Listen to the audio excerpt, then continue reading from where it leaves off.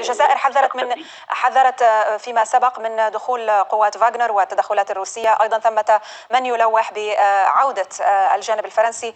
يعني ما هو الحوار؟ على ما سيقوم الحوار؟ هل ستحاور الحكومة الطوارق مثلا؟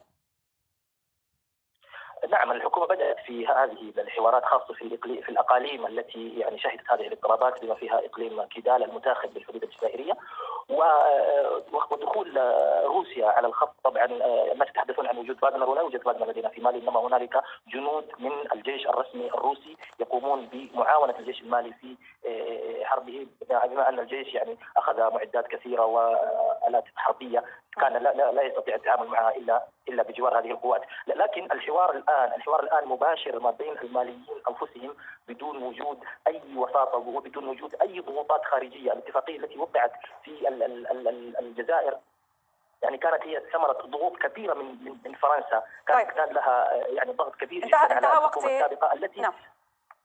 سيد علي للاسف التي فقط يعني التي نعم أيوة فقط أريد أن أقول أن الحكومة السابقة التي ثار عليها الشعب هي طبعا كانت حليف قوي جدا لفرنسا، لكن هذه الحكومة الآن لا يوجد لها أي أثر ولا يوجد لها أي